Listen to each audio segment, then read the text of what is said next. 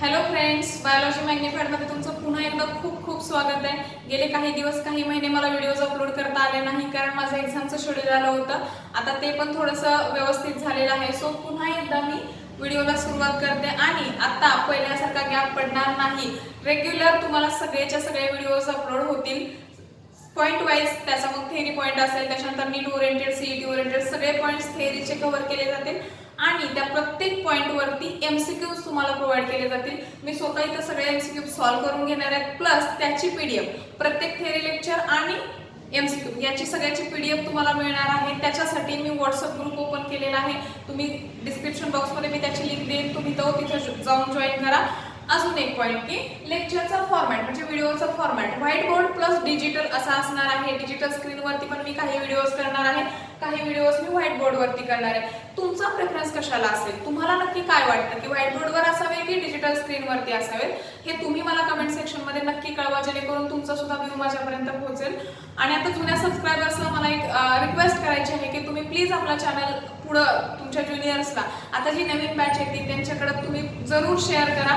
कारण आता आपण खूप सगळं व्यवस्थित अजून तुमच्या बॅचला घेतलं त्याच्यापेक्षा अजून काही गोष्टी डिटेल आपण घेणार आहोत. कारण मी आता फोकस हा नीट ओरिएंटेड ठेवलाय. म्हणजे सीईटी लास्ट टाइम आपण नीट ओरिएंटेड घेतलंच, सीईटी ओरिएंटेड आपण जास्त होतो. आता सीईटी तर आहेच ऑब्व्हियसली.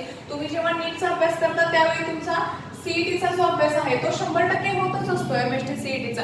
आता नीट ओरिएंटेड म्हणजे नीटला परत हिंदीकडे वळण्याची जास्त गरज पडणार नाही तुम्हाला, ही गॅरंटी मी देते. कारण मी नीट ओरिएंटेड डिटेल घेणार आहे प्रत्येक व्हिडिओ नंतर. आता समजा आजचं लेक्चर काय आहे, स्ट्रक्चर अँड टीएसओ पॅन्थर, हा व्हिडिओ झाल्यानंतर किंवा टीएसओ पॅन्थर, स्ट्रक्चर पॅन्थरचे सगळे 1-2 व्हिडिओ जे पण असतील ते सगळे झाल्यानंतर नीट क्रक्स नावाचा एक पॉईंट असेल.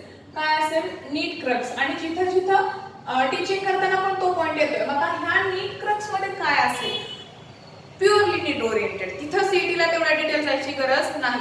जे रेग्युलर लेक्चर्स असतील तुम्ही तिथं बोर्ड सीईटी सगळं कव्हर करू शकता, नीटचा सगळा अभ्यास कव्हर करू शकता. त्याच्या व्यतिरिक्त स्टेट बोर्डाच्या बाहेर नीटला काय जातं, असं कुठले पॉईंट्स आहेत प्रत्येक टॉपिकचे जे स्टेट बोर्डच्या बाहेर विचारतात कुठं, नीट एक्झामला, ते सगळे नीट क्रक्स या पॉईंट मध्ये असणार आहेत. ती एक स्पेशल व्हिडिओ सिरीज असेल आपली. प्रत्येक पॉईंट नंतर, प्रत्येक फेरी नंतर नीट क्रक्स हा आपला पॉईंट असणार आहे. सो नीटला तुम्हाला दुसऱ्या कुठल्याही लेक्चरची किंवा दुसऱ्या कुठल्याही सोर्सची गरज पडणार नाही याचा मी 100% प्रयत्न करणार आहे. आणि महत्त्वाचं, इथून पुढे रेग्युलर लेक्चर्स अपलोड होतील, गॅप पडणार नाही. लास्ट टाइम ते तसं झालं होतं एक्झाममुळे आणि माझ्या तब्येतीमुळे जरा गॅप पडलेला.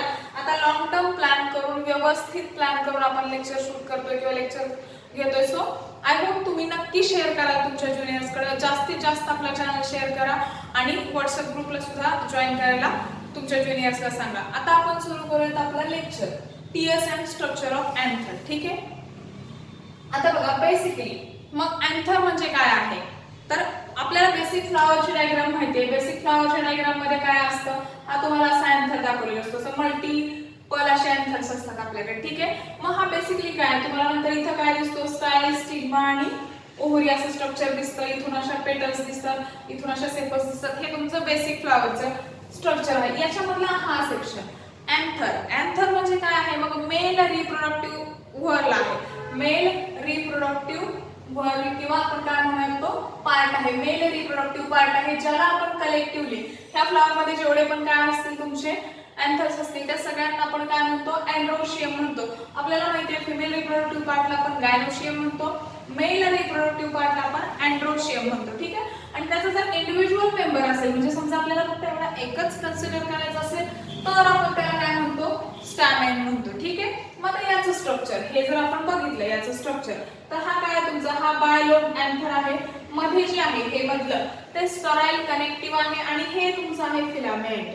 ठीक आहे. मग काय काय असतं, फिलामेंट, कनेक्टिव्ह आणि अँथर. म्हणजे हे फिलामेंट म्हणजे इथून इथं जो एक वायर लाईक आपण म्हणूया धाग्यासारखं असं जे स्ट्रक्चर आहे ते फिलामेंट. त्याच्यानंतर हा एक अँथर लोब आहे, हा एक अँथर लोब, म्हणजे हा कंप्लीट एक अँथर झाला. ह्या दोघांना कनेक्ट जो केलाय तो कोण आहे, तुमचा कनेक्टिव्ह आहे, जो स्टराईल कनेक्टिव्ह असतो, जो रिप्रोडक्शन मध्ये भाग घेणार नाही. तर हे झालं तुमचं बेसिक अँथरचं फ्लॉवरच्या रिलेटेड स्ट्रक्चर. आता आपल्याला डिटेल स्ट्रक्चर बघायचं नक्की अँथर असतो कसं. मग आता आपण याचा टीएस घेणार आहे फक्त एवढा सेक्शन. आपल्याला फिलामेंट घ्यायचा आहे का? नाही, कारण जे तुमचे पोलन ग्रेन्स तयार होणार आहेत ते याच्यामध्ये तयार होतील. ठीक आहे, आपल्याला याचा टीएस घ्यायचा आहे. इथं मी एकच सेक्शन, फक्त एकच स्पोरॅन्जिया व्यवस्थित काढलेला आहे, कारण आपण एक्सप्लेन करता मी बाकीचं तुम्हाला ते सांगणार आहे. मग आता structure of anther. Basically structure of anther काय आहे? Group of parenchymatous tissue. असा ग्रुप आहे पॅरेन्कायमॅटस टिश्यूचा जो इपिडर्मिसने सराउंड केला. म्हणजे बेसिकली काय आहे, हा समजा सगळा असा काय आहे, ग्रुप ऑफ टिश्यू आहे, पॅरेन्कायमॅटस टिश्यू आहे. तर हा जो तुमचा दिसतोय इपिडर्मल लेयर, इपी म्हणजे कसा, बाहेरचा, सगळ्यात वरचा, सगळ्यात बाहेरचा. बघा, इपी म्हणजे आउटर आणि डर्मा म्हणजे काय असतं, स्किन असतं. स्किन म्हणजे सगळ्यात बाहेरचा लेयर असतो. तर इपिडर्मिस, हा इपिडर्मिस आणि याच्या आतमध्ये काय आहे, तशा पॅरेन्कायमॅटस टिश्यूज आहेत. हे असं स्ट्रक्चर असतं बेसिक अँथरचं. आणि हे इमॅच्युअर अँथरचं स्ट्रक्चर. जेव्हा फक्त जेव्हा आपण एवढा विचार करतो, पॅरेन्कायमॅटस टिश्यू सराउंडेड बाय एपिडर्मिस, ते इमॅच्युअर. जेव्हा मॅच्युअर अँथर होतो, अँथर काय होतो, मॅच्युअर होतो, तेव्हा मग हे सगळं स्ट्रक्चर आपल्याला डिटेल बघायचं. आता इन जनरल इथे तर आपल्या लक्षात आलं की कसं आहे, म्हणजे अँथर बेसिकली कसं आहे ते अगोदर बघूया. अँथर असतो डायथिकस. मोनो म्हणजे सिंगल, डाय म्हणजे 2, ट्राय म्हणजे 3, हे तुम्हाला माहिती असतं. मग डाय म्हणजे किती झालं, हे 2 झालं. डाय म्हणजे किती झालं बघा, 2. आणि थिका, हे जे आहे थिका, थिका म्हणजे असतो लोब. काय असतो, लोब असतो. थिका म्हणजे लोब असतो. मग किती थिका झाले, 2. म्हणजे आपला जो अँथर आहे तो कसा आहे, डायथिकस आहे. म्हणजेच कसा आहे, बाय लोब्ड अँथर आहे. आपल्याकडे 2 लोब दिसतो आपल्याला. हा एक लोब आहे, हा एक. इथं बघितलं तर हा एक लोब आहे, हा एक लोब. आता याच्यामध्ये आपण काय बघितलं सांगा, स्टराईल कनेक्टिव्ह. हे 2 लोब हे स्टराईल कनेक्टिव्हली जॉईन केले. मग इथं तुम्ही हे असं दाखवायचं, हे जे आहे तुमचं असं, हे काय आहे, स्टराईल कनेक्टिव्ह आहे. तुम्ही बुक मध्ये जर बघाल तर असं ऑरेंज कलरचं तुम्हाला स्टराईल कनेक्टिव्ह टिश्यूज किंवा सेल्स तिथं दिसतील. हे स्टराईल कनेक्टिव्ह. हा एक लोब झाला, हा एक लोब, 2 लोब आणि मधला हा आहे तो तुमचा स्टराईल कनेक्टिव्ह आहे. ठीक आहे. आता ह्या प्रत्येक लोब मध्ये 2 स्पोरॅन्जिया, म्हणजे याच्यामध्ये हा जर मी परत असं काढला तर हे कसं आहे, हा तुमचा बायलोब. याच्यामध्ये हा एक पार्ट आणि हा एक पार्ट, म्हणजे हा एक स्पोरॅन्जिया आणि हा एक, म्हणजे असे हा समजा एक लोब आहे आणि हा दुसरा लोब आहे. तर ह्या लोब मध्ये हे एक स्पोरॅन्जिया आहे, हे एक स्पोरॅन्जिया.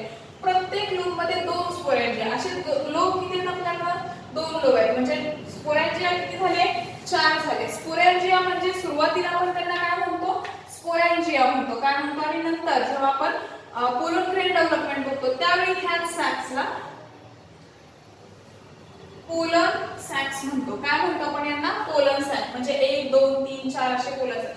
टेट्रा म्हणजे किती झाले, 4. जसं बार म्हणजे 2 बघितलं, टेट्रा म्हणजे किती, 4. 4 काय आहेत आपल्याकडे, स्पोरॅन्जिया. म्हणून आपला जो अँथर आहे तो कसा असतो, dithecous, that is bilobed and tetrasporangiate. Each monothecous, म्हणजे प्रत्येक मोनो म्हणजे सिंगल, एका थिका लोब मध्ये 2 स्पोरॅन्जिया. असे टोटल मिळून किती झाले, 4 स्पोरॅन्जिया झाले, 4 पोलन सॅक्स झाले. आणि म्हणून आपला अँथर असतो टेट्रास्पोरॅन्जिया. ठीक आहे. आता इन जनरल तर आपण बघितलं की आता आपल्याला डिफरन्सिएशन बघायचं. बेसिक तर आपल्याला आयडिया आली हे कसं आहे. याच्या आतमध्ये ऍक्च्युअल पोलन ग्रेन आता तयार कसे होणार, त्यासाठी आपल्याला स्ट्रक्चर बघावं लागेल, जे आहे टीएस ऑफ अँथर. काय आहे, टीएस ऑफ अँथर. मग हा तुमचा टीएस ऑफ अँथर आहे. ठीक आहे. आता बेसिकली जेव्हा सुरुवातीला आपण बघितलं, group of parenchymatous tissue surrounded by epidermis, म्हणजे अशा काहीतरी काय आहेत, ह्या सगळ्या अशा टिश्यूज आहेत. काय आहे, टिश्यू. आणि याच्या भोवती काय असं सांगा, तुमचं इपिडर्मिस आहे. म्हणजे काय आहे, बाहेरचं स्किन लेअर आहे. ठीक आहे. आता याचं म्हणजे आतमधल्या सेलचं, हायपोडर्मल सेल्सचं, कुणाचं, हायपो. इपी म्हणजे कुठं, वरती.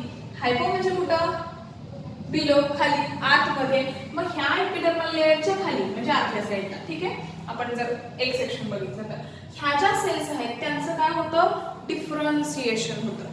डिफरन्सिएशन होतं म्हणजे त्यांना स्पेसिफिक असं फंक्शन त्यांना डिवाइड करून दिल्यासारखं होतं. बेसिकली तुम्हाला डिफरन्सिएशन माहिती आहे, फेट ऑफ जर्मिनल लेयर्स तुम्ही बघता तिकडं ॲनिमल मध्ये. तर त्यांना मग आर्किस्पोरियल सेल्स म्हणायचं. काय म्हणायचं? Archesporial cells. म्हणजे ह्या हायपोडर्मल सेल्स, हे जर आपण एक एक घेतले याच्यामध्ये, तर ह्या हायपोडर्मल सेल्सचं डिफरन्शिएशन होऊन त्या सेलचं काय तयार होतं सांगा? म्हणजे त्या ज्या सेल्स आहेत त्यांचं डिफरन्शिएशन म्हणजे फॉर्मेशन कशात होतं? आर्किस्पोरियल सेल्स, ज्या की ह्याच्या आतमधल्या सगळ्या सेल्स आहेत. काय? सगळ्या कनेक्टेड सोडून ह्या सगळ्या.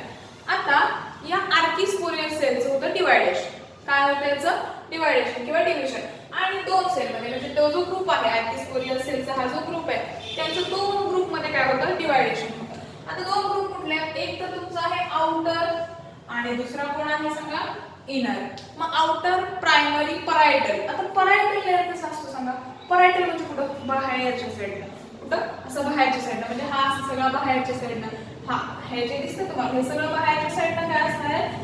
Parietal layer. आणि त्याचा म्हणतो मग हे आउटर, प्रायमरी, परायटल लेअरचे काय म्हणतात? अँथर वॉल लेयर्स म्हणतात. व्यवस्थित लक्षात ठेवायचं आपल्याला, 1 बाय 1 ते स्टडी करायचे, कारण ते बोर्ड, सीईटी, नीट या सगळ्या एक्झाम्सला खूप इम्पॉर्टंट आहेत. त्यांचं स्ट्रक्चर, त्यांचं फंक्शन, त्यांचा बाकी काय रोल आहे, त्यांचं पॉलिनेशन मध्ये काय रोल आहे, डेहिसन्स ऑफ अँथर मध्ये काय रोल आहे, हे सगळं बघायचं आपल्याला. वॉल लेयर्स, आउटर सेलचं काय झालं? Wall layers. आता आतमधल्या इनर कसल्या सेल्स आहेत बाळांनो? महत्त्वाचा शब्द आहे हा, स्पोरोजिनस. नावातच आहे स्पोरोजिनस म्हणजे काय तयार करणार? स्पोर तयार करणार. मग आपला जो मेल गॅमेट आहे त्याला आपण काय म्हणतो? मायक्रोस्पोर. फिमेल गॅमेटला काय म्हणतो? मेगास्पोर. म्हणजे स्पोरोजिनस. जिनस म्हणजे फॉर्मेशन करणारी. काय फॉर्म करणारी? स्पोर फॉर्म करणारी. म्हणजे स्पोरोजिनस सेल झाल्या. ह्या स्पोरोजिनस सेलचं कन्वर्जन होतं स्पोरोजिनस टिश्यू मध्ये. आणि ह्या स्पोरोजिनस टिश्यूचं परत काय होतं? मायक्रोस्पोर टेट्रॅड. म्हणजे कसं होईल सांगा? टेट्रॅड म्हणजे किती सेल झाल्या सांगा? 4 सेल झाल्या. मग हे होतं बाय मियोसिस. मायक्रोस्पोरोजिनस सेलचं काय होतं? टिश्यू. मग त्यातले पुन्हा एक एक सेल. तर त्याचं मियोसिस होतं आणि मायक्रोस्पोर टेट्रॅड होतं. ह्या टेट्रॅडचे डिटेल स्ट्रक्चर बघायचे आपल्याला नीट ओरिएंटेड प्लस सीईटीचं जे काय बेसिक आहे ते सगळं. ठीक आहे. तर इथपर्यंत हे झालं स्पोरोजिनस टिश्यूज. म्हणजे याचं डिफरन्शिएशन झालं. ठीक आहे. आता हे जे अँथर वॉल लेयर्स आहेत ते वॉल लेयर्स पहिले आपण बघूया आणि त्याच्यानंतर आपण बघणार आहोत इनर स्पोरोजिनस सेल्स. मग अँथर वॉल मध्ये सगळ्यात जो बाहेरचा आहे, ह्या जो तुम्हाला फ्लॅट सेल दिसतात की नाही ते काय आहे? इपिडर्मिस आहे. काय आहे? इपिडर्मिस. सगळ्यात बाहेरचा वॉल लेयर जेव्हा तुम्ही बघता तेव्हा त्यातला सगळ्यात बाहेरचा असतो तो इपिडर्मल सेल आहे. आता मला सांगा, आउटर आहे प्रत्येक गोष्टीचं, तर बॉडी आहे, त्याची स्किन आहे, आउटर काय काम असतं? घर आहे, घराची भिंत आहे, भिंतीचं काय काम असतं? प्रोटेक्शनचं काम असतं. इच अँड एव्हरी आउटर लेयरचं जे काम असतं ते काय असतं सांगा? प्रोटेक्शन असतं. काय असतं? प्रोटेक्शन. ही तर बेसिक गोष्ट तुम्हाला क्लिअर आहे. आता या डायग्राम मध्ये तुम्हाला दिसेल हा जो आउटर लेयर आहे तो सगळ्यांना, आपण आपल्या हाताचं स्ट्रक्चर बघितलंय कसं आहे?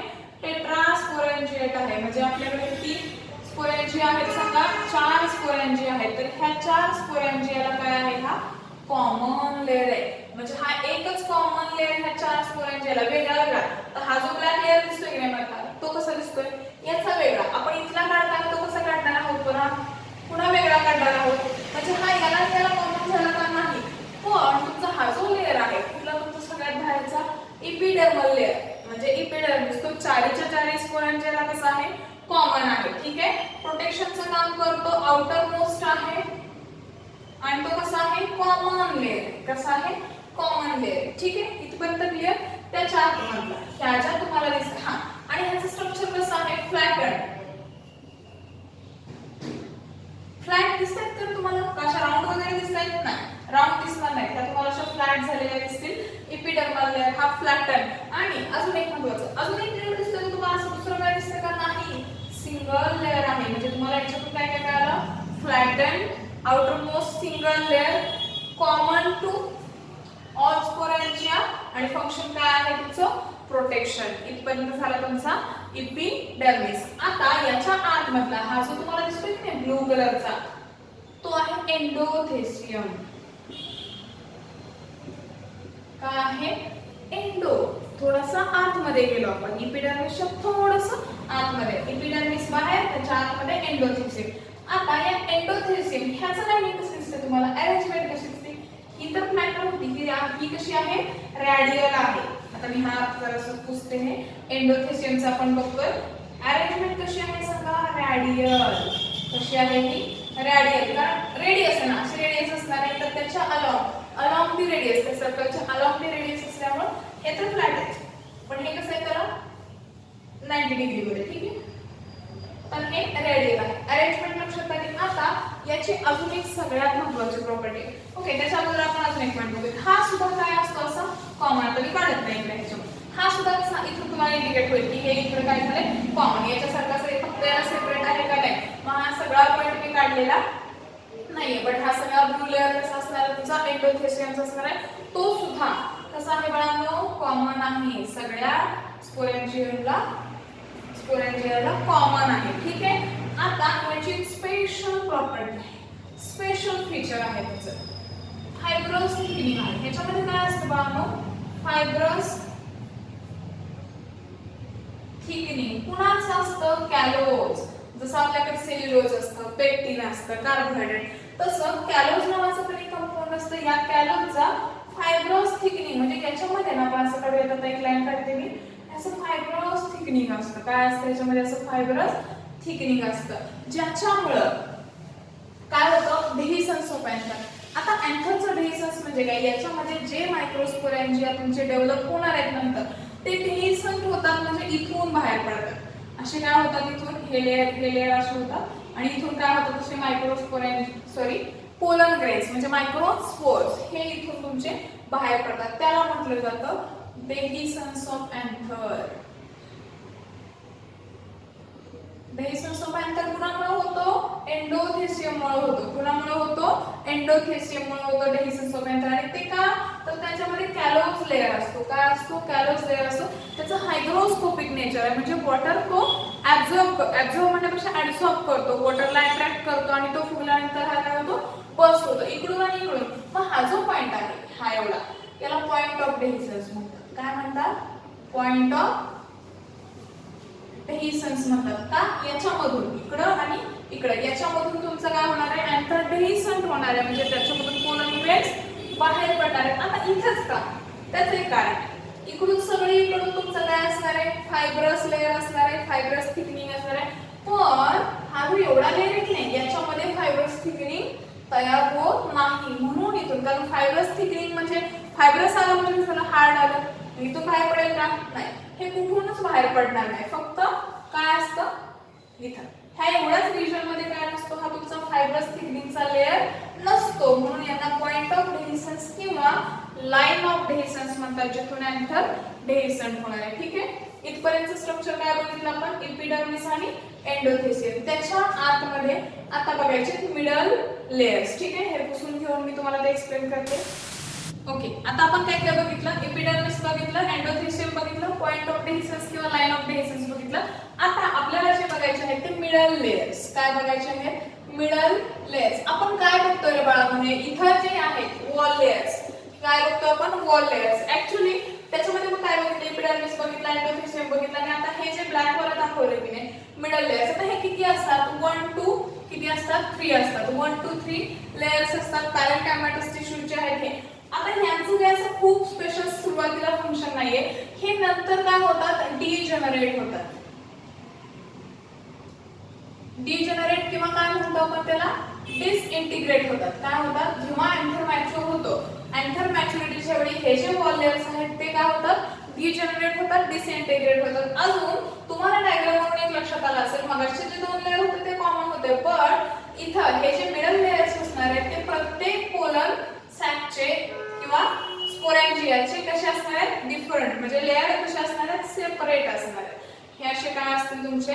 मिडल लेयर्स कसे असणार आहेत? सेपरेट असणार आहेत. 1 ते 3 काय असतात? असे लेयर्स असतात. मॅच्युरिटीच्या वेळी डिसइंटिग्रेट होतात. ठीक आहे, हे झाले मिडल लेयर्स. याच्यानंतर आता सगळ्यात महत्त्वाचा लेयर येतो, तो आहे टॅपेटम. तुमचा कुठला लेयर आहे? हा कुठला आहे? Tapetum layer. हा खूप इम्पॉर्टंट आहे.